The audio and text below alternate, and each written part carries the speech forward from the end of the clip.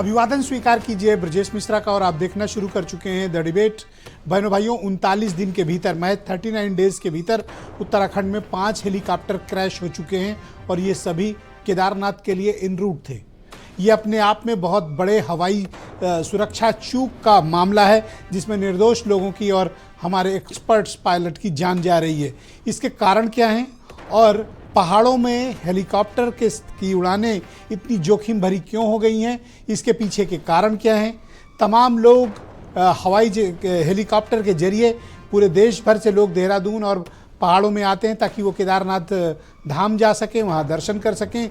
लेकिन बहनों भाइयों, बहुत रिस्क है, सुरक्षा का खतरा है, लोगों की ज़िंदगियाँ जा रही हैं और ये अपने आप में बहुत हैरत कर देने वाली बात है कि इसको लेकर अब तक कोई ठोस उपाय नहीं किए गए हैं। हवाई सुरक्षा इन दिनों पूरे देश भर में खतरे का विषय बनी हुई है, चाहे वो अहमदाबाद की घटना हो या आज लखनऊ में सऊदी अरेबिया एयरलाइंस में धुआं निकलने का मामला हो या फिर एयर इंडिया की हांगकांग से दिल्ली आ रही फ्लाइट में तकनीकी खराबी के कारण मिड एयर उसे वापस इमरजेंसी लैंड हांगकांग करना पड़ा। इन दिनों हवाई सुरक्षा गंभीर खतरे में है। आज चर्चा इसी विषय की। बहन भाइयों, आपको जानकर हैरानी होगी और बहुत से लोग शॉक्ड रह जाएंगे। उत्तराखंड में केदारनाथ के लिए जाने वाले जितने भी हेलीकॉप्टर सर्विसेज हैं, इनमें कोई राडार सिस्टम नहीं है, इनका कोई नेविगेशन सिस्टम नहीं है और इनका कोई एटीसी नहीं है। क्या आप कल्पना कर सकते हैं कि जो लोग महंगे महंगे हजारों लाखों रुपए खर्च करके हेलीकॉप्टर राइड बुक कर रहे हैं देहरादून से लेकर केदारनाथ जाने के लिए या दूसरी जगहों से केदारनाथ पहुंचने के लिए, वो सभी हेलीकॉप्टर भयंकर असुरक्षित हैं, उनमें हवाई सुरक्षा मानकों का कोई पालन नहीं किया जा रहा। और आप में से बहुत लोगों को आश्चर्य होगा कि हेलीकॉप्टर सर्विसेज जो उत्तराखंड से केदारनाथ के लिए संचालित हो रही हैं, उनमें किसी में भी राडार सिस्टम नहीं है, कोई एटीसी नहीं है, कोई एयर ट्रैफिक कंट्रोलर नहीं है और कोई नेविगेशन सिस्टम नहीं है। पायलट अंदाजे के आधार पर, मौके में उत्पन्न हुई परिस्थिति के आधार पर और मोबाइल फ़ोन के जरिए ग्राउंड से संपर्क उड़ते वक्त रहते हैं। मिड एयर कोई भी सपोर्ट सिस्टम पायलट के पास नहीं है उत्तराखंड के भीतर। ये अपने आप में बड़ी हैरान कर देने वाली जानकारी है जो बहुत स्तब्ध करती है और ये बताती है कि अब तक हमने हज़ारों जिंदगियों के साथ जो कंप्रोमाइज़ किया वो बड़ा हतप्रभ करने वाला है। और मेरा ये मानना है कि ये गंभीर खामी सुरक्षा चूक के मामले हैं जिस पे सख्त से सख्त जांच और कार्रवाई aviation industries, aviation companies, DGCA और राज्य सरकार को करनी चाहिए। और आपको जानकर और भी आश्चर्य होगा कि इस तरह के हवाई मार्गों पर हेलीकॉप्टर की सुरक्षा की अनुमति, उड़ान की अनुमति देने के लिए अभी तक डीजीसीए ने कोई रूल्स भी नहीं बनाए। ना राडार है, ना एटीसी है, ना नेविगेशन सिस्टम है और ना इसके कोई रूल्स हैं। आप जिनमें से बहुत से लोग जो हेलीकॉप्टर के जरिए केदारनाथ गए हैं, सुरक्षित वापस आए हैं, भोलेनाथ का आभार प्रकट करिए कि आपके दौरान मौसम सुरक्षित था, कोई टर्बुलेंस नहीं हुआ, आप सुरक्षित गए, सुरक्षित लौट आए।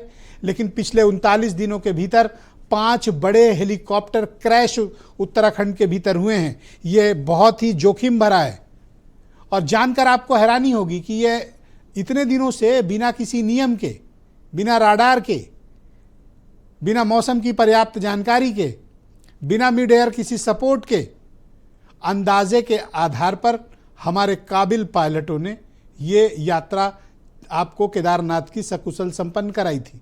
लेकिन बहनों भाइयों, सभी पायलट इतने खुशकिस्मत नहीं थे। इसी सीजन में 5 हेलीकॉप्टर वहां पर गिर चुके हैं जिसमें पायलट भी मारे गए, तीर्थयात्री भी मारे गए। क्या कारण है इसके पीछे? और इस तरह की जोखिम भरी उड़ानों को अनुमति किसने दी? अनुमति देने का काम डीजीसीए और राज्य सरकार का है। और ये हुआ कैसे? ये बहुत ही गंभीर चिंता का विषय है। इसके बारे में सबको चिंता करनी चाहिए और जो लोग भी हेलीकॉप्टर से जाने के लिए बारे में विचार कर रहे हैं, मैं उनसे निवेदन करूंगा कि फिर से आप सुन लें कि ना राडार है, ना एटीसी है, ना नेविगेशन सिस्टम है और ना कोई पर्याप्त जानकारी, ना कोई रूल्स जिनके जरिए आप इतनी जोखिम भरी पहाड़ों के बीच एक घाटी से दूसरी घाटी यात्रा करते हैं। ये पायलट की खूबी है कि वो आपको पहुंचा दें और सकुशल लाएं। पर अब तक ऐसा हुआ क्यों नहीं? कौन लोग इसके लिए जिम्मेदार हैं और ऐसा क्या है कि ये हादसे हो रहे हैं? बहनों भाइयों, आप अपने अपने ज़िले में देखते होंगे कि जो डग्गा मार बसें होती हैं उनके ड्राइवरों पर कितना दबाव रहता है कि वो एक ज़िले से दो ज़िले में फेरे जल्दी जल्दी लगाएं ताकि वो बस का मालिक ज़्यादा से ज़्यादा पैसे कमा सके। ड्राइवरों पर जो दबाव था, बहनों भाइयों, अफसोस के साथ कहना पड़ रहा है, इन लालची, बेईमान और सुरक्षा को खिलवाड़ करने वाली एविएशन कंपनियों ने आपकी और हमारी जान को खतरे में डाल दिया। ये पायलटों पर दबाव बनाते हैं कि ज़्यादा से ज़्यादा फेरे लगाएं ताकि वो ज़्यादा से ज़्यादा मोटा मुनाफा कमा सकें। आप देखते होंगे कि जब हेलीकॉप्टर लैंड कर रहे हैं, पंखे तक बंद नहीं होते हैं, रोटर तक बंद नहीं होता, यात्रियों को उतनी तेज़ी से खींच के निकाला जाता है और उतनी तेज़ी से उन्हें ठूसा जाता है जबकि रोटर चल रहे होते हैं। पायलट के पास इंजन चेक करने तक का समय नहीं होता, मौसम की जानकारी तक का समय नहीं होता, और इतनी जोखिम भरी उड़ान के लिए पायलट्स पर दबाव डाला जाता है। क्या मानसिक और तकनीकी दबाव उनके ऊपर रहता होगा, आप कल्पना नहीं कर सकते हैं। लेकिन इन लालची कंपनियों के मुनाफे ने इस देश में बहुत से नागरिकों की जान ली है, निर्दोष लोगों की जान ली है। मैं डीजीसीए से मांग करता हूं, इन सब के ऊपर प्रतिबंध लगाया जाए, एफआईआर कराई जाए, इनको गिरफ्तार करके जेल में डाला जाए। और उत्तराखंड की राज्य सरकार का भी यही कर्तव्य है कि वो अपने राज्य में आने वाले देश के विभिन्न प्रांतों और शहरों से आ रहे नागरिकों की सुरक्षा पर ध्यान दे। इनको अनुमति कैसे दी गई? इन कंपनियों को दो दो कमरे के घर में चल रही एविएशन कंपनियों को किसने अनुमति दे दी? इनके पास ना कोई इंफ्रास्ट्रक्चर है, ना कोई तकनीकी जानकारी है, सिर्फ हेलीकॉप्टर किराए पे लिया, पायलट पकड़ा और लग गए काम पे। बहनों भाइयों, ये बहुत बड़ा गोरख धंधा, बहुत बड़ा फ्रॉड और लोगों की जान के साथ खिलवाड़ हो रहा है। ये रुकना चाहिए। आज टाइम्स ऑफ इंडिया ने एक बड़ी सनसनीखेज रिपोर्ट दी। ये रिपोर्ट टाइम्स ऑफ इंडिया की बताती है, ना कोई राडार सिस्टम है, ना कोई नेविगेशन है, ना कोई एटीसी है, ना डीजीसीए ने आज तक कोई रूल्स बनाए। ये टाइम्स ऑफ इंडिया की रिपोर्ट है जो बताती है कि 39 दिन में 5 बड़े हेलीकॉप्टर क्रैश उत्तराखंड के भीतर हुए हैं, जिसमें काफ़ी लोग मारे गए। बहुत खुशकिस्मत लोग थे जो सकुशल बच गए। मैं जानना चाहता हूं कि इस पर कार्रवाई क्या हुई, वो कौन लोग हैं जो इसके लिए दोषी हैं और उनके खिलाफ कितनी कठोर कार्रवाई की जाएगी। बहनों भाइयों, दुनिया के किसी मुल्क में आप इतनी हवाई अराजकता की बात नहीं सुनेंगे कि कुछ सिस्टम ही नहीं है और जहाज उड़ रहे हैं, हवाई जहाज उड़ रहे हैं और किसी पे कोई एक्शन नहीं, कोई कार्रवाई नहीं। इसलिए जो लोग भी ऐसा प्लान कर रहे हैं हेलीकॉप्टर से जाने का, मैं उन्हें सुझाव दूंगा कि सड़क मार्ग चुनिए। हेलीकॉप्टर जब तक radar, ATC, navigation, weather system की कंप्लीट इंफॉर्मेशन पायलट के पास नहीं हो, तब तक आप हेलीकॉप्टर से उत्तराखंड में केदारनाथ जाने का तो कम से कम प्लान ना करें। कुछ बयान सुने, फिर आज की डिबेट देखते हैं। केदारनाथ से गुप्तकाशी आते समय हेलीकॉप्टर दुर्घटनाग्रस्त हो गया और बहुत दुखद घटना है। इस प्रकार की घटनाएं भविष्य में न हो, उसके लिए एक सख्त एसओपी बनाने के लिए हमने एक आपातकालीन बैठक बुलाई है, जिसमें यूकाडा, उत्तराखंड सरकार, उत्तराखंड शासन के अधिकारी, हमारे डीजीसीए, एआईबी के लोग और विशेषज्ञ सभी ने इसमें भाग लिया है और सख्त एसओपी बनाने पर सभी लोगों ने सहमति दी है। जो घटना के लिए दोषी हैं उनके खिलाफ इस घटना की जांच की जाएगी और कड़ाई से जो भी इसके दोषी हैं उनके खिलाफ कार्रवाई की जाएगी। आप इसलिए नाकामयाब हो रहे हैं क्योंकि जो हेली सर्विसेज हैं आप नहीं संचालित कर रहे हो, उसको यूकाडा नहीं संचालित कर रहा है, वो यूकाडा को और राज्य सरकार को चला रहे हैं हेलीकॉप्टर। आपने नई चुनौतियों के हिसाब से न एसओपी तैयार की है, न आपके पास कोई सिंगल कमांड सिस्टम है। ये सिंगल कमांड सिस्टम यूकाडा है, यूकाडा अपना दायित्व कर ही नहीं रहा, उसके बाद टेक्निकल मैन पावर है ही नहीं। और डीजीसीए के रूल्स को, रेगुलेशंस को स्ट्रिक्टली खुद भी फॉलो करेंगे और दूसरों से भी फॉलो करवाएंगे, तभी आपका सिविल एविएशन सेक्टर सकुशल हो सकता है। तो आपने एक सिटिंग चीफ मिनिस्टर और एक फॉर्मर चीफ मिनिस्टर दोनों के बयान सुने। स्थिति कितनी खतरनाक है। राज्य सरकार कह रही कि अब हम जांच करेंगे, अब हम नियम बनाएंगे, और पूर्व मुख्यमंत्री बता रहे हैं कि हेली सर्विसेज कितनी खतरनाक हो गई उत्तराखंड के भीतर। कैप्टन प्रखर मेरे साथ स्टूडियो में मौजूद हैं, बहुत ही एक्सपीरियंस्ड पायलट हैं और पिछली कई डिबेट्स में हमारे साथ हिस्सा रहे हैं, मेरे साथ इस कार्यक्रम का हिस्सा है और प्रखर को तकरीबन 2500 घंटों की उड़ान का अनुभव है और हर तरह के नॉन फिक्स विंग ये उड़ा चुके हैं और फिक्स्ड विंग भी में भी इनको एक्सपर्टाइज हासिल है। मेरे साथ इस कार्यक्रम में group captain GP Vajpayee ji, farmer x सलाहकार हैं फ्लाइट और सेफ्टी मामलों के। मथुरा दत्त जोशी जी मौजूद हैं मेरे साथ, उत्तराखंड में भारतीय जनता पार्टी के प्रवक्ता हैं। विंग कमांडर आलोक सहाय मेरे साथ मौजूद हैं, एविएशन मामलों के एक्सपर्ट हैं। और उत्तराखंड के जाने माने प्रतिष्ठित पत्रकार गजेंद्र रावत जी और वीरेंद्र सिंह जी हमारे स्टेट हेड। आप सभी का स्वागत और धन्यवाद इस कार्यक्रम को में हमारे साथ जुड़ने के लिए। कैप्टन प्रखर, मैं आपसे जानना चाहता हूं और हमारे लाखों दर्शक जो कार्यक्रम को देख रहे हैं उनको बताइए, जब से हमने आज सुबह ये खबर पढ़ी है हम सब बड़े हैरान हैं, हतप्रभ हैं कि 39 दिन के भीतर उत्तराखंड में 5 हेलीकॉप्टर गिर गए और अब पता चल रहा है कि कोई राडार सिस्टम नहीं, कोई एटीसी नहीं, कोई इन्फॉर्मेशन नहीं, अंदाजे के आधार पर सब कुछ चल रहा था। ये न्यू नॉर्मल है क्या आप लोगों के लिए? एक्चुअली ये सब नॉर्मल है। एक्चुअली ये सब हादसे बड़े दुखद हैं। इसमें बहुत बहुमूल्य जो पायलट्स हैं बहुत हाईली ट्रेंड होते हैं, बहुत समय लगता है एक पायलट को बनाने में, एक पायलट बनने में।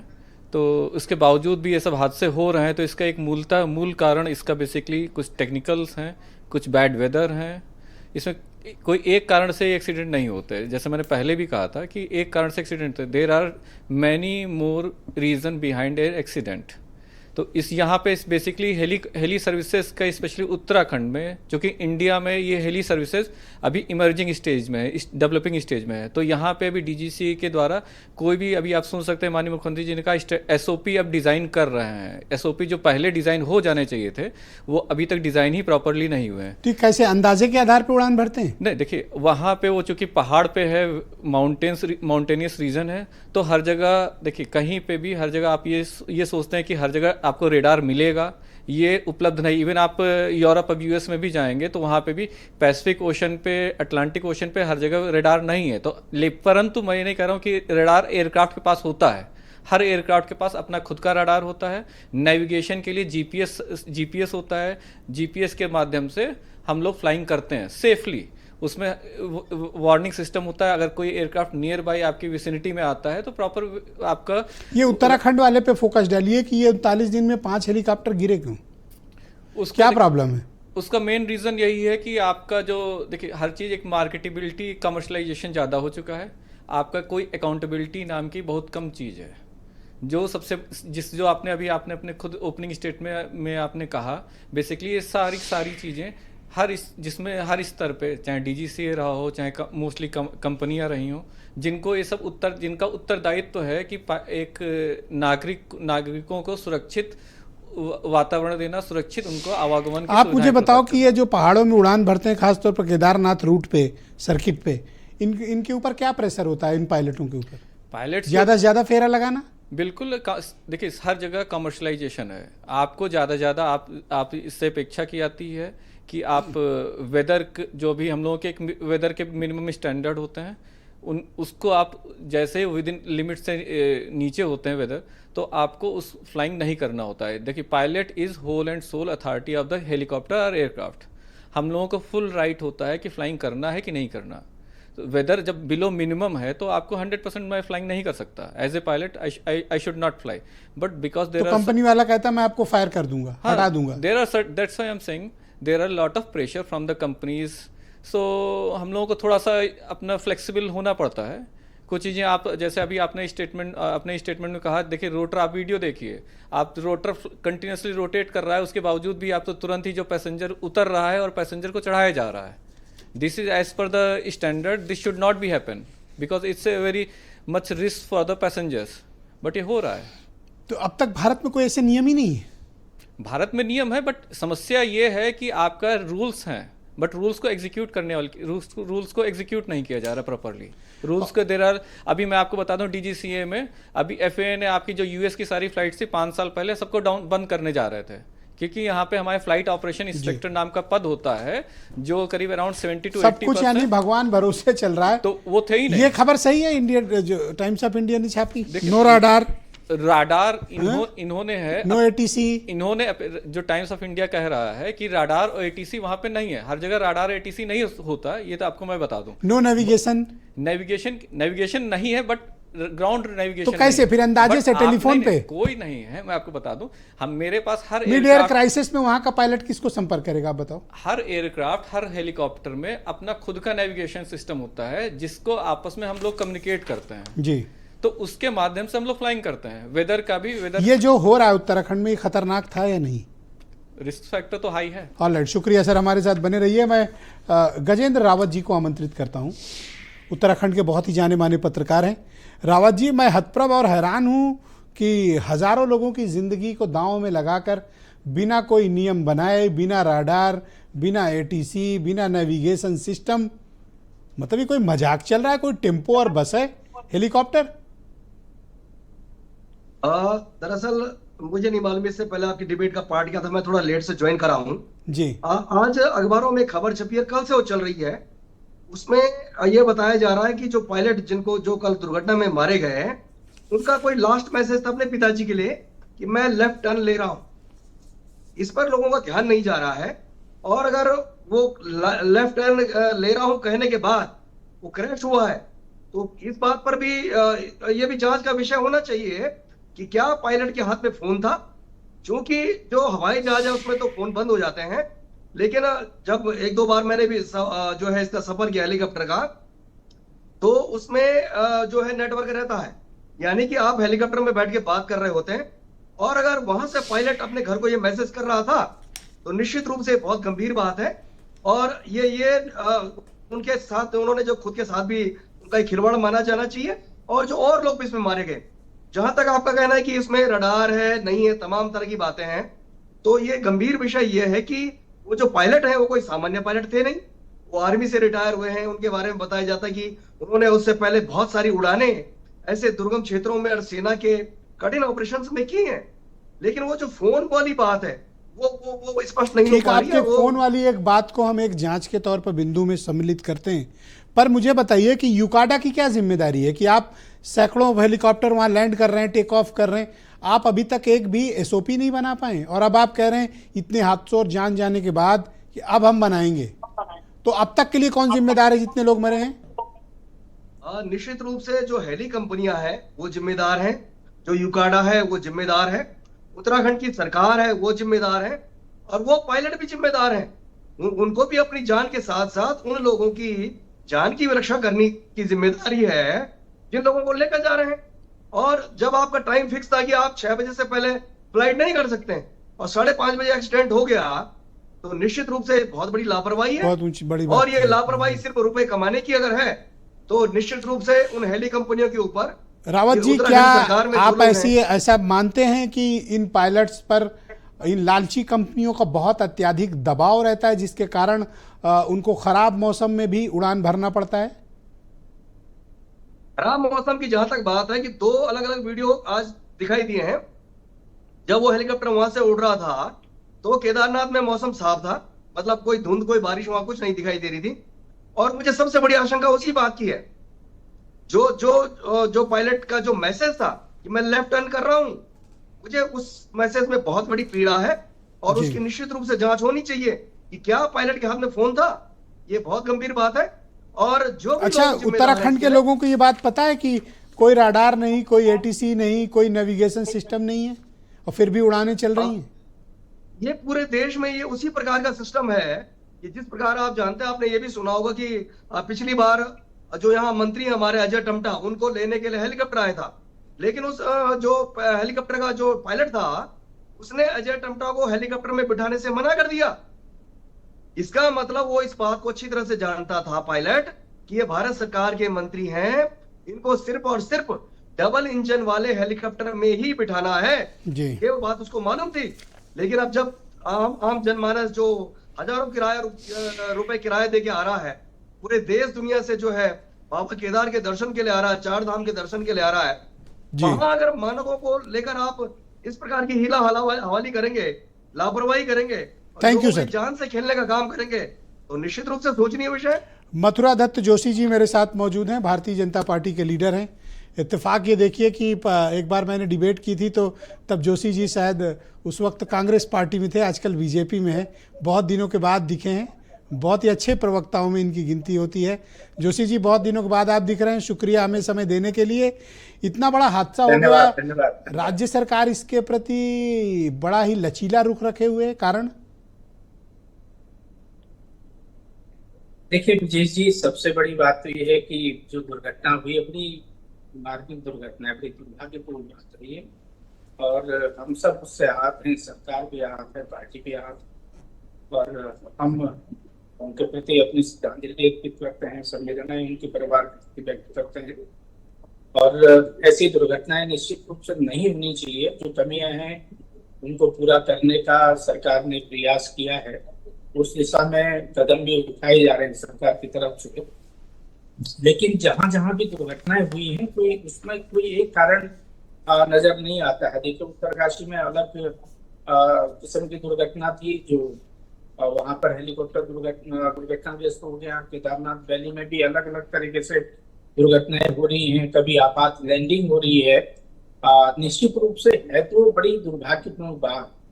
और हेली सेवाएं क्योंकि प्रतिवर्ष यहाँ चलती हैं और हजारों यात्री उससे यात्रा करते हैं, लेकिन एक बात यह है कि कोई भी पायलट ये नहीं चाहेगा कि वो मौत के कुएं में कूदे और जानबूझकर कोई ऐसी बात नहीं करता है। अपने हाथ से कोई नहीं चाहेगा कि कोई भी पायलट नहीं चाहेगा उसके हाथ से दुर्घटना। सर, मुझे अफसोस की बात क्या लगती है कि 2017 से लेकर अब तक की 2025 आप देख लें, हर वर्ष उत्तराखंड के भीतर स्पेशली केदारनाथ धाम की यात्रा के दौरान कोई न कोई हवाई हादसा होता है। हमने न तो कोई सीख लिया, न कोई सबक लिखा और न दोषियों पर कभी कार्रवाई की। निश्चित रूप से मैं आपकी बात से बिल्कुल सहमत हूँ कि हमको सीख लेने की आवश्यकता है। उसके लिए मैं तो माननीय मुख्यमंत्री जी का आभार व्यक्त करूंगा कि उन्होंने कल ही एक आपात बैठक उसमें बुलाई और उसमें तमाम फैसले भी लिए हैं कि हम अब सर, यूकाडा का कोई भी सीनियर अधिकारी सस्पेंड नहीं किया गया सर? नहीं, देखिए उसमें जांच बिठाई है, जो भी दोषी होगा निश्चित रूप से आप ये देखेगा कि मुख्यमंत्री जी बहुत सख्त हैं और मुख्यमंत्री जी बहुत ही गंभीर हैं उस मामले में कि बार बार कहने के बावजूद भी इस तरह की घटनाओं की। सर, मैं इसका फॉलो अप करूंगा और आपकी जवाबदेही सर इस पे सुनिश्चित करेंगे। मैं आपसे ही पूछूंगा, आप अपनी सरकार से पूछ के बताइएगा सर, फिर इस पे डिबेट करूंगा सर। शुक्रिया sir, please continue with us sir. मैं विंग कमांडर आलोक सहाय जी को इस कार्यक्रम में आमंत्रित करता हूं। सहाय साहब, स्वागत आपका। इन पायलट्स और इन लालची कंपनियों ने तो हेलीकॉप्टर को हवाई टेम्पो और बस से भी बदतर कर दिया सर। मुझे हतप्रभ हुआ, मुझे पता चला कि बस सब कुछ अंदाजे के आधार पे चल रहा था। हाँ ब्रजेश जी, देखिए मैं चूंकि एयर ट्रैफिक कंट्रोलर रहा हूं और वैली में मेरी पोस्टिंग रही है। मैं श्रीनगर में भी 3 साल पोस्टिंग किया है। मैं कारगिल ऑपरेशंस में भी एयर ट्रैफिक कंट्रोलर था। तो वैली फ्लाइंग का मैं आपको बताऊं, आपने जो बोला ना कि कोई रडार नहीं है, कोई एटीसी नहीं है, रडार और एटीसी रहेगा भी तो जब पहाड़ियों के बीच में हेलीकॉप्टर जाता है तो उसका आरटी कांटेक्ट नहीं रहता है किसी भी एटीसी से। लेकिन प्रॉब्लम वहां नहीं है, परेशानी दूसरी जगह है। मैं वो बताना चाहता हूं। परेशानी ये है कि ये जो पायलट उड़ाते हैं जहाजों को, वीएमसी, वेट मेट्रोलॉजिकल कंडीशंस उसको बोलते हैं, मतलब आपको बादल में नहीं जाना है, आपको क्लियर वेदर में रखना है। आपको पहले से मेट की रिपोर्टिंग लेनी है कि उस वैली में जहां आप जा रहे हैं, जिस रूट पे जा रहे हैं, वहां प्रेडिक्टेड मेट कंडीशंस क्या है। तो जब आपका मेट डिपार्टमेंट ही वहां नहीं है, आप उससे रिपोर्ट ले ही नहीं रहे हैं, क्योंकि ये बहुत ही इंपॉर्टेंट होता है वैली में। वहां पर एनाबैटिक और कैटाबैटिक विंड्स बनते हैं पहाड़ियों सरफेसेस पे। वहां पर अगर 20 नॉट से ज्यादा स्पीड है और कोई माउंटेन का क्रेस्ट है तो वहां पर बहुत सीरियस टर्बुलेंस हो जाता है, जिसको माउंटेन वेव्स बोलते हैं। तो उसको कैसे देखेगा, कैसे पायलट पहचानेगा कि यहाँ माउंटेन वेव्स है, यहां पर उस तरह के विंड डेवलप हो रहे हैं, मुझे उस एरिया में नहीं जाना चाहिए। इसका एक्सपीरियंस होना चाहिए पायलट को। क्या इसकी चेक हमने की है? ये जो पायलट उड़ा रहे हैं इनको वैली फ्लाइंग का कितना एक्सपीरियंस है, नंबर 1। नंबर 2, ये क्या बादलों में घुस के भी फ्लाई कर जा रहे हैं? होता क्या है, ये पायलट एडवेंचर और मुनाफे के लिए थोड़े बहुत लो क्लाउड्स जब डेवलप हो जाता है तो पासिंग क्लाउड्स होता है, तो ये कहते हैं कि अच्छा थोड़ी देर घुस गया, कोई बात नहीं, थोड़ी देर में निकल जाएंगे। अब वो निकल जाएंगे थोड़ी देर में, ये तो भगवान भरोसे है ना। आपको लंबा पैच है, अगर आप उसमें फंस गए तब आप निकल नहीं पा रहे हैं। ये बिपिन रावत के केस में जो हुआ, तो अभी क्या है कि अब ये इस पर कंट्रोल कौन करेगा? कुछ तो कोई कंट्रोलिंग बॉडी होनी चाहिए। सर, मैं तो हतप्रभ हैरान और हक्का बक्का हूं कि अब तक डीजीसीए ने भी राज्य सरकार का जो एविएशन डेवलपमेंट अथॉरिटी है, जिसको यूकाडा कहते हैं, इन्होंने कोई रूल ही नहीं बनाए सर। आज टाइम्स ऑफ इंडिया ये रिपोर्ट करता है sir, no radar, no rules, कोई रूल भी नहीं है कि कैसे कौन फ्लाई करेगा। There is no weather system. Yes, telephone पे सर चल रहा है, टेलीफोन पे हवाई जहाज उड़ रहे हैं। हाँ, और उसमें क्या होता है, अगर मान लीजिए आपका एटीसी से कांटेक्ट नहीं, तो पॉइंट टू पॉइंट एक खास पॉइंट पे जाके फिर आप रिपोर्ट कीजिए आपने वेदर उस एरिया का लिया था कि नहीं, उस रूट का वेदर किससे लिया था। तो ये सब चीजें हैं जो बहुत ही कॉम्प्रोमाइज हो रही हैं, मैं जानता हूं कॉम्प्रोमाइज हो रही हैं, और ये सीधे हमारी जो रेगुलेटरी अथॉरिटीज हैं, ये उनकी कमजोरी है। कौन वहां रेगुलेटरी अथॉरिटी है जो इनको कंट्रोल कर रहा है? कोई है? नहीं है। जैसा कि आप खुद बता रहे हैं, टाइम्स ऑफ इंडिया खुद बता रहा है। तो आखिर ये कैसे चल रहा है सर? एक कई आपने वीडियोस देखे होंगे केदारनाथ के कि वो लैंड करता है, उतरता है हेलीकॉप्टर, रोटर घूम रहे हैं और पैसेंजर खींच के निकाले जा रहे हैं और पैसेंजर ठूसे जा रहे हैं सर। मतलब हतप्रभ करता है कई बार कि मतलब क्या बना दिया है आपने हेलीकॉप्टर, कोई टेम्पू है वो? वही नहीं ब्रिजेश जी, और भी कई चीजें हैं। उन हेलीकॉप्टर्स का मेंटेनेंस जो है, रूटीन चेक कोई कर रहा है कि नहीं कर रहा है, इसको वहां कौन देखने वाला है रेगुलेटरी अथॉरिटी की तरफ से? मैं ये पूछना चाहता हूं।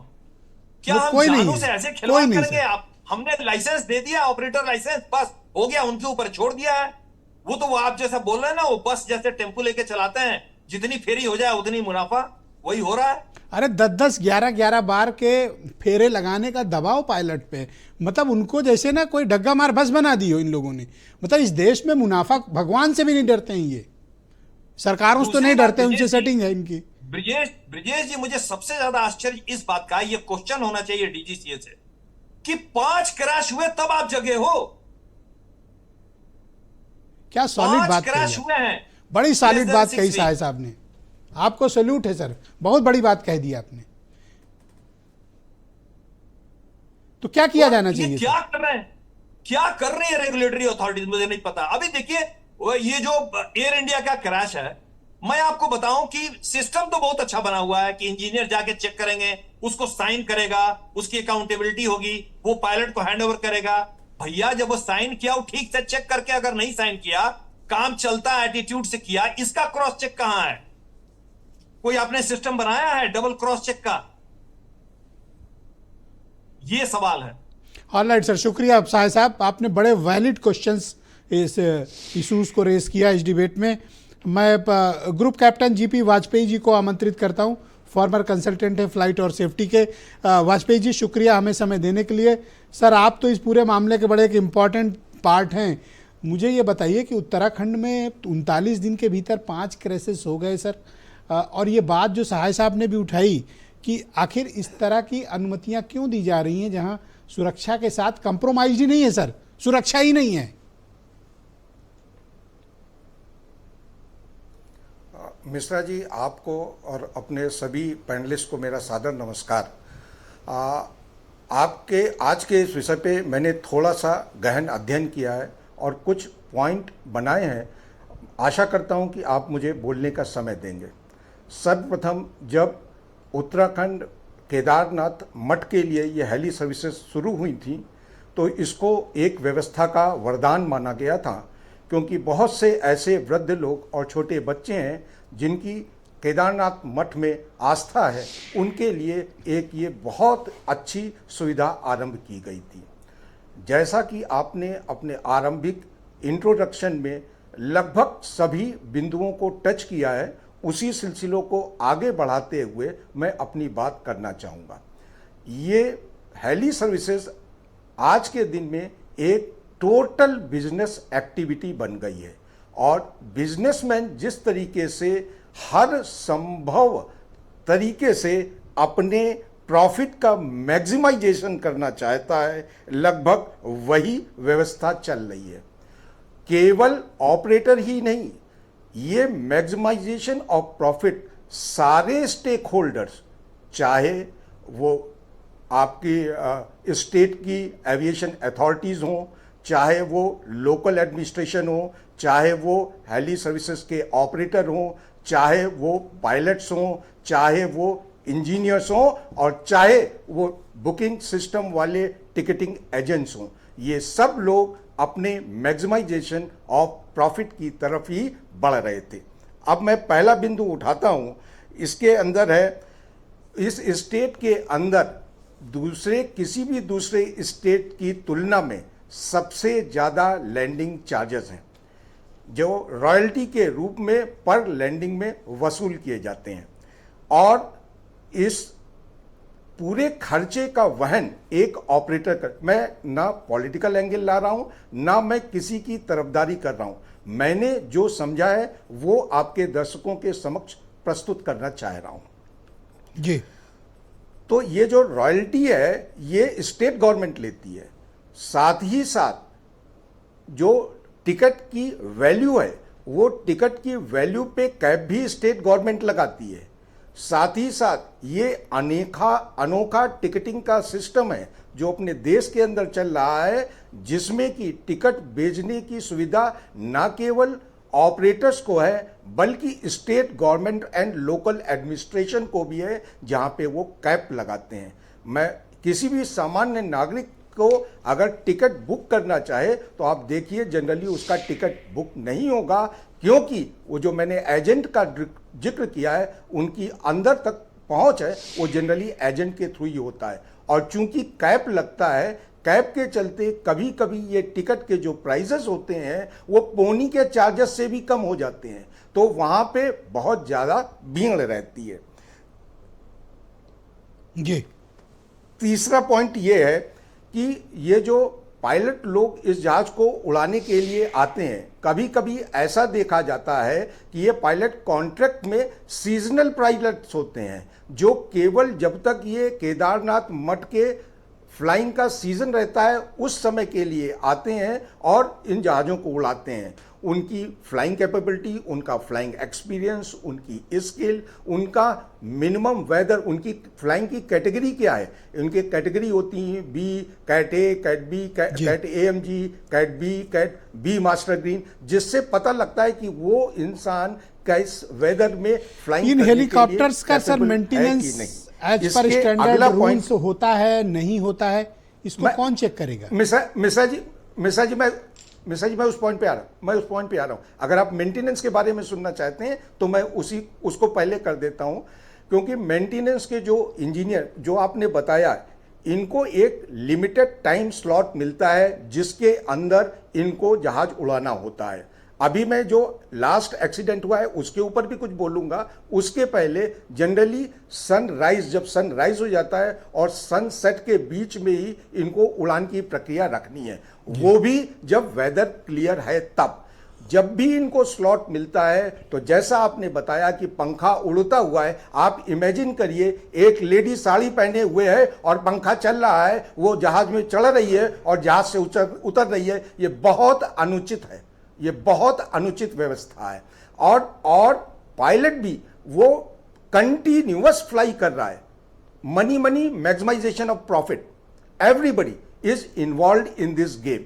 अब पायलट को रेस्ट मिला नहीं मिला, फटीग है कि नहीं, अब आपके मेंटेनेंस पे आते हैं। वहां पे इंजीनियर, कोई भी जहाज जब एक जगह उड़ के आता है तो उसकी TRS की जाती है, जिसको टर्न अराउंड सर्विसिंग बोलते हैं। वो मिनिमम चेक करने का भी समय उसको मिलता है कि नहीं मिलता है, प्लस उसके स्पेयर्स उसके पास नहीं होते हैं। कोई कंपोनेंट चेंज करना है तो उसको नीचे बेस से मंगवाना पड़ता है, उसमें डिले होता है।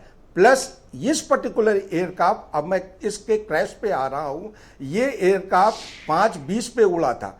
यहां पे एक चीज और आपको समझनी चाहिए कि जो सनराइज का समय केदारनाथ मठ पे अगर 5:11 का दिया गया, वो हाइट पे है, वहां सूर्योदय पहले होगा। वैली जहां से एयरक्राफ्ट उठ रहा है चारों तरफ पहाड़ों से ढकी हुई है, वहां पे अंधेरा हो सकता है, तो वो सही वेदर में जहाज ना उड़ा होगा, एक बात।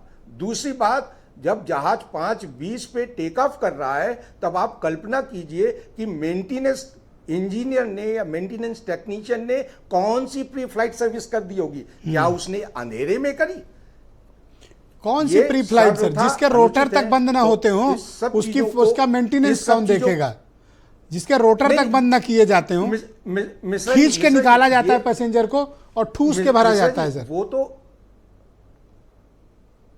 मिश्रा जी, वो जो रोटर चलता है वो तो बीच की सर्विसेज, केदारनाथ मठ गया, लौट के आया, फिर गया, फिर आया, जो सबसे पहली सर्विस हो रही है, जो सबसे पहली बार उड़ान उड़ रहा है, उसको बोलते हैं फर्स्ट फ्लाइट सर्विस। और जो बीच की सर्विस होती है उनको बोलते हैं सर नेक्स्ट राउंड में मैं आपके बाकी फर्स्ट एक्सपर्ट ओपिनियन को सर सम्मिलित कर लूंगा। थोड़ा सा डिबेट को एक आगे बढ़ाना है। वीरेंद्र सिंह जी हमारे स्टेट हेड भी इस कार्यक्रम में जुड़ चुके हैं। वीरेंद्र जी स्वागत आपका। आपने जब पहली बारी सुना कि बिना राडार, बिना एटीसी, बिना वेदर की पर्याप्त टेक्निकल या वेदर की जानकारी, सब कुछ अंदाजे के आधार पर अब तक चल रहा था और 1 महीने के भीतर मैच 39 दिन में 5 हेलीकॉप्टर क्रैश कर गए। देखिए, ये बहुत बड़ी धोखाधड़ी है और जिसको हम देखते हैं कि आसमान में उड़ता है, बड़ी तेज़ी से जा रहा है। इस जहाज़ में, इस हेलीकॉप्टर में बैठने का जो सपना पालते हैं, उनको इस बात का एहसास नहीं होता है कि कितना खतरनाक खेल ज़िंदगी और मौत के साथ चल रहा है। उत्तराखंड में तीन बड़ी घटनाएं हो गई हैं पिछले मई और जून मिला के 1.5 महीने के भीतर। एक बार तो हेलीकॉप्टर सड़क पर उतर गया, उसमें खैर कोई मरा नहीं कहिए, और कल जो परसों हुई घटना उसमें 7 लोग चले गए। उसके पहले मई में एक घटना हुई, वो उत्तरकाशी में हुई, उसमें लोग मर गए। तो ये हेलीकॉप्टर को जैसे बना दिया इन लोगों ने कि कहीं लड़े कहीं भिड़े, कोई इनको फर्क नहीं, कोई जवाबदेही नहीं है, खिलौना हो गया है। लेकिन जिंदगियों से खेलने वाले खिलौने की ज़रूरत नहीं है। जो एविएशन कंपनियां ऐसा काम कर रही हैं उनके ऊपर कार्रवाई होनी चाहिए। बड़ा दुख होता है जब सरकार ये कहती है कि हम हवाई चप्पल पहनने वाले लोगों को हवाई जहाज़ में चाहते हैं कि वो यात्रा करें, लेकिन जब 8,000 रुपये की 10,000 रुपये की टिकट लेके आप लखनऊ से दिल्ली बैठते हैं या उत्तराखंड से देहरादून से दिल्ली जाते हैं, तो पता लगा कि सीट जैसे पटरा पर बैठा दिया गया उस तरह की सीटें हैं जहाज़ों की। कोई आपको एहसास नहीं होगा कि कोई आप एलीट सर्विस में है जो आपको आधे घंटे की उड़ान में दिल्ली पहुंचा देगी। एक सपना होता है हवाई जहाज़ में लोगों के चलने का, लेकिन अंदर जाकर कोई पंखा चल रहा है, एसी नहीं चल रही है, कहीं सीट टूटी हुई है, कहीं पैर फैलाने की जगह नहीं है। इतनी जगह तो रोडवेज के बस में भी मिला था कि आदमी अपन पैर फैलाए लिए। हालांकि खिड़कियां शीशे टूटे रहते हैं उनके भी, लेकिन क्या रोडवेज से अब हवाई जहाज़ की तुलना की जाएगी? यह इस देश का दुर्भाग्य है।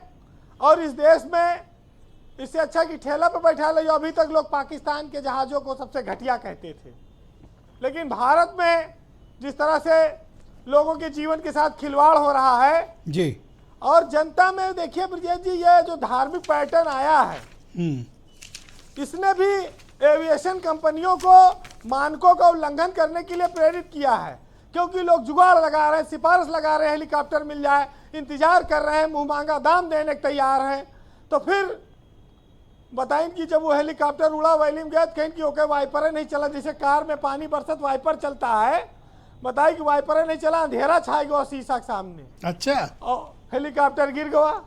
बताइए, ये तो जैसे कहानी में किस्सा बच्चों को सुनाया जाता है उसी तरह का है। आप मौसम के बदलते खतरे को जब भांप नहीं सकते हैं, ये तो टेम्पू बना दिया आलमबाग से 4 बाग। ब्रजेश जी, जो हमारे यहाँ घर में एसी सफाई करने वाला आता है जी, तो वो ऊपर जहाँ पर एसी पंखा लगा 3रे मंजिल पे, उसको भेजता है आदमी को, टेलीफोन ऑन किए रहो, तो कहा थे लाइट चलाओ यहाँ से, तो वो लाइट चलाता है तो पंखा नाचने लगता है। वो कहा अभी बंद कर दो, नहीं करंट मार देगा।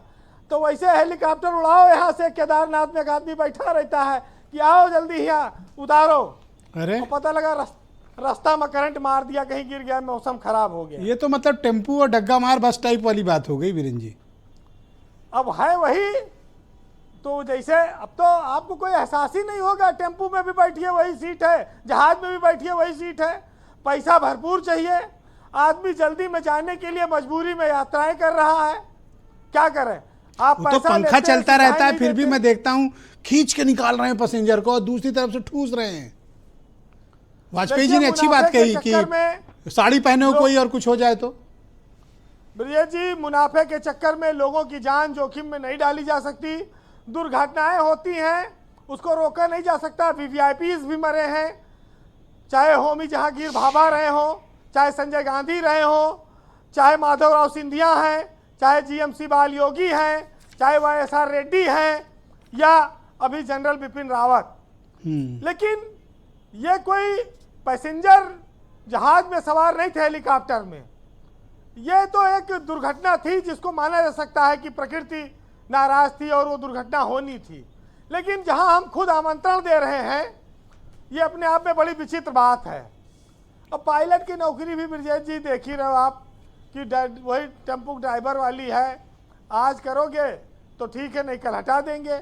जब किसी चीज़ की सिक्योरिटी नहीं है तो आदमी सोचता है कि चलो जितने दिन कमाई हो रही कर लिया जाए, और एक आध सवारी ज़्यादा बैठा ले टेम्पो वाला तो क्या फर्क पड़ता है। जी वीरेन जी, फिलहाल जी आपको बताऊं कि एक बार एक जहाज लखनऊ से भी हाईजैक हुआ था 1993 में। लखनऊ से दिल्ली जा रहा था और बाबरी मस्जिद उस समय गिरा दी गई थी, और लोग जो हाईजैक किए थे उन्होंने कहा कि राम मंदिर वहां बनवाओ, और हवाई जहाज को वापस लखनऊ लौटाया गया। और एक बात आपको बताऊं, 1978 में एक बार हवाई जहाज हाईजैक कर लिया गया था और कहा गया कि इंदिरा गांधी का रिहाई करो तब जहाज छोड़ेंगे। तब इंदिरा गांधी जेल में बंद थी करप्शन के मामले में जी। तो इस देश में इंदिरा गांधी के लिए भी एक बार हवाई जहाज का अपहरण हो चुका है। और चरखी दादरी की घटना सबसे बड़ी है भारत में, जिसमें 350 लोग मारे गए थे। 2 जहाज हवा में आपस में टकरा गए थे। जी वीरेन जी, हालांकि वो दोनों अपने देश के जहाज नहीं थे। तो बात सिर्फ इतनी है कि जहाज जब गिरता है तो खाली वो अपने साथ उसमें बैठे हुए लोगों के जीवन को नष्ट नहीं करता है। अहमदाबाद में कितनी जिंदगियां मासूम चली गई। पटना में भी 2000 में ऐसे एक बार घटना हुई थी, 5 आदमी उसमें नीचे निर्दोष मारे गए थे। हेलीकॉप्टर भी कहिए कोई रिहायशी इलाके में गिर जाए कोई बड़ी चीज़ थोड़ी है कि 4-6 आदमी तो मर ही जाएंगे। तो ये तो ईश्वर की शुक्र रहा कि लोग बच गए। फिलहाल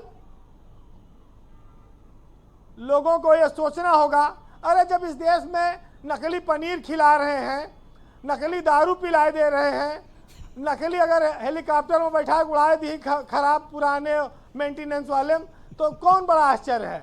हर कदम कदम पे धोखा है, लूट है जनता के साथ जी।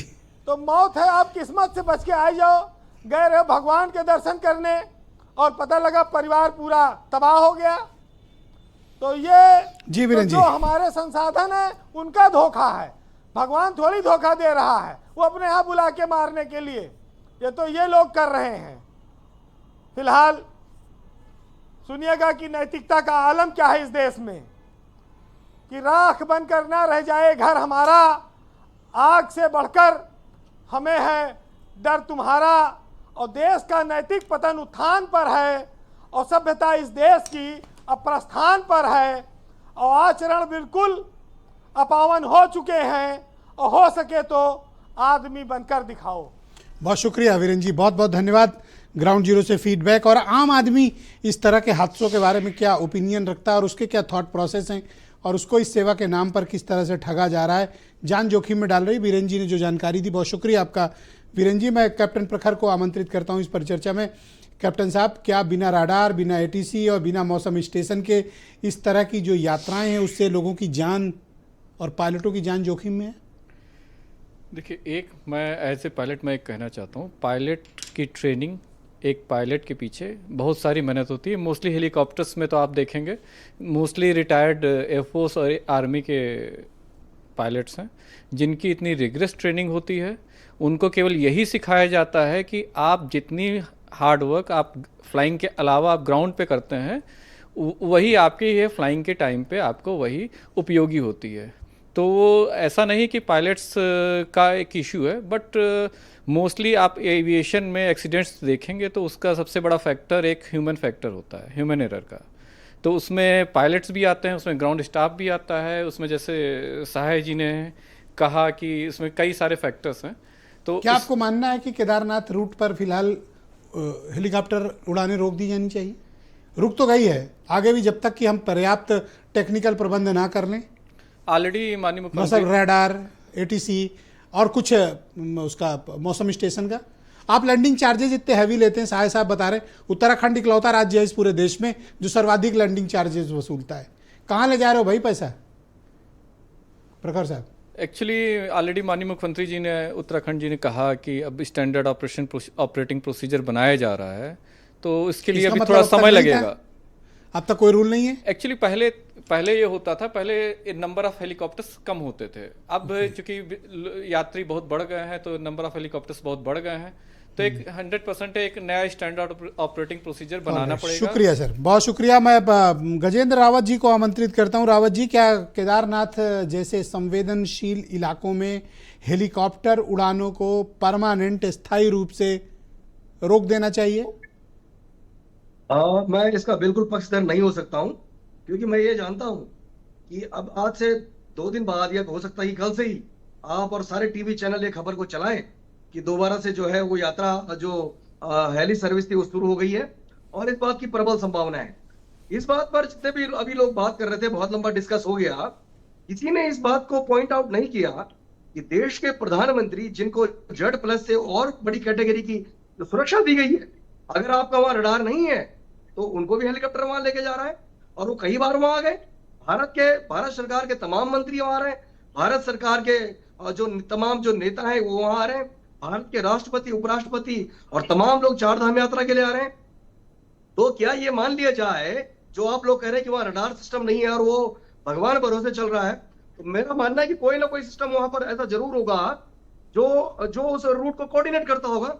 नहीं तो अफसोस की बात है कि सिविल एविएशन डिपार्टमेंट के पास नहीं है, मिलिट्री इक्विप्ड आपके पास जानकारियां हैं जो राष्ट्रपति, प्रधानमंत्री या जिनका जिक्र आप कर रहे हैं, उनके लिए एयरफोर्स के स्टेशन हैं जो उस पर प्रॉपर नजर रखते हैं। अगर ये स्थिति है तो ये तो और भी हास्यास्पद है।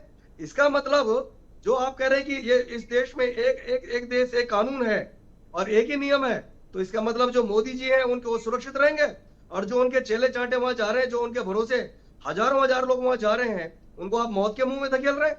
अगर एक देश में आज आजादी के 78 साल बाद भी 2 प्रकार के नियम हैं, तो ये निश्चित रूप से सरकार के लिए बेहद सोचनीय विषय है। ऑलराइट, शुक्रिया रावत साहब। थोड़ा सा वक्त का अभाव है, मुझे डिबेट को आगे बढ़ाऊंगा। मेरे साथ मथुरा दत्त जोशी जी मौजूद है। जोशी जी, अकाउंटेबिलिटी आपकी पार्टी की सरकार पर है, लोग जानना चाहते हैं कि आपने क्या कार्रवाई की, नियम कब बनाएंगे, और जनता ये भी एश्योरेंस चाहती है, पूरा देश ये एश्योरेंस चाहता है, जब तक रडार न लग जाए, जब तक मौसम स्टेशन न बन जाए, जब तक प्रॉपर एटीसी की स्थापना न हो जाए, आप हेलीकॉप्टर उड़ानों को प्रतिबंध जारी रखेंगे?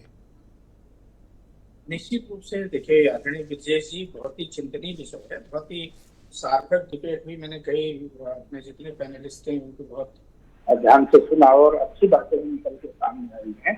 और कल की जो दुर्घटना के बाद माननीय मुख्यमंत्री जी ने बहुत गंभीरता से इस लिया है और अधिकारियों को सख्त निर्देश दिए हैं कि इस संबंध में एक ज्वाइंट मॉनिटरिंग कमेटी बनाई जाए और DGCA की जितनी जो भी उनकी SOPs हैं उनको सख्ती से लागू किया जाए, और अगर कोई भी गलती, जिसकी भी गलती है, जो भी अधिकारी इसके लिए दोषी है, जिन्होंने अभी तक इस तरीके की लापरवाही बरती है, निश्चित रूप से उनके खिलाफ कार्रवाई होगी।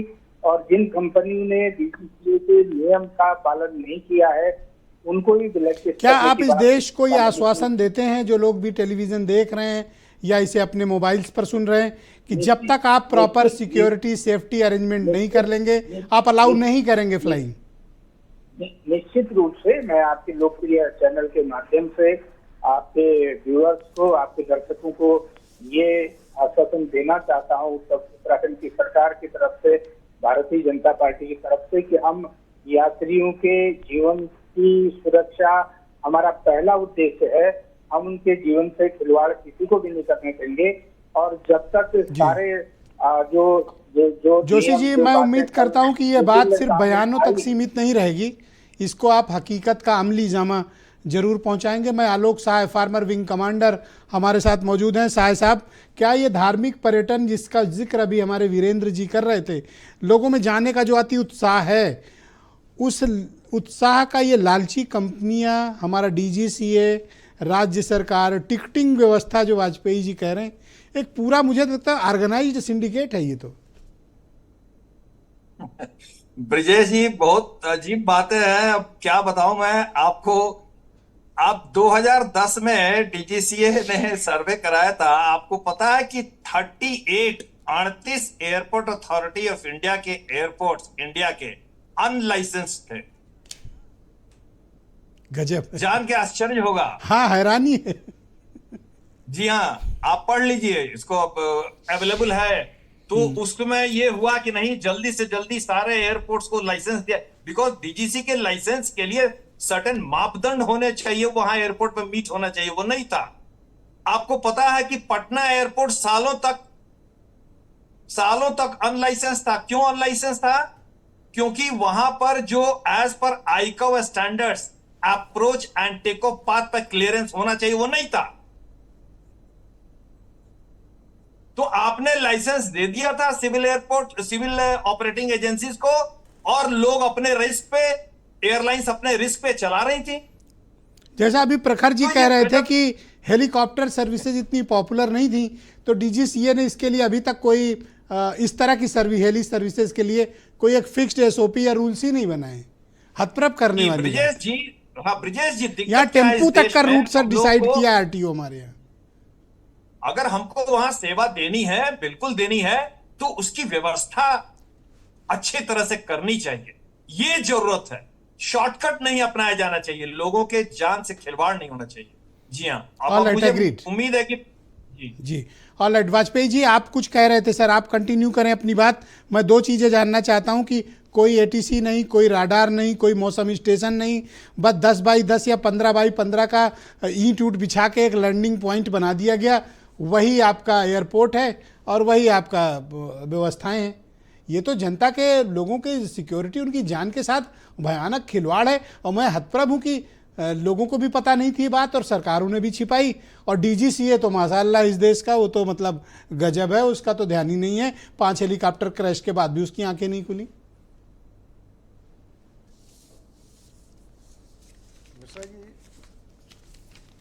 बोले वाजपेयी जी, बोले।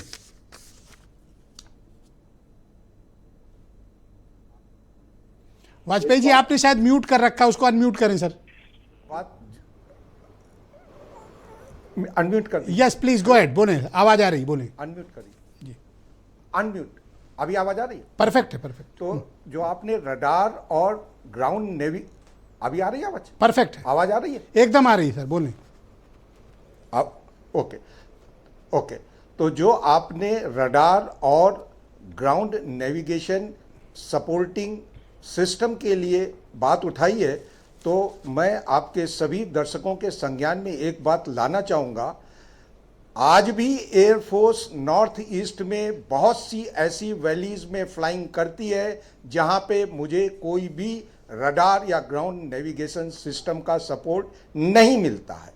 लेकिन वो पायलट लोग स्किल्ड हैं, एक्सपीरियंस हैं और let down SOP, standard operating procedures को फॉलो करते हैं। कल जब रडार स्टेशन और नेविगेशन सिस्टम आ जाएंगे, जैसे एनडीबी हुआ या दूसरे डीएमई हुए, ये चीज़ें जब आ जाएंगी, उसके बाद ये एसओपी चेंज हो जाएंगी और उन एसओपीज को मेरी एक असहमति है सर वाजपेयी जी, मेरी एक असहमति है सर। आप जब कोई कमर्शियल रूट ओपन करते हैं, खास तौर पर ये केदारनाथ का रूट कमर्शियली ओपन किया गया डोमेस्टिक एविएशन कंपनीज के लिए, तो ढांचागत व्यवस्था देने की जिम्मेदारी किसकी है सर? मैं इस बात पे सहमत, डीजीसीए की है, सरकार की है? मैं इस बात पे सहमत, बिल्कुल इस बात पे मैं सहमत हूँ, इस बात पे पूरी तरह से सहमत हूँ।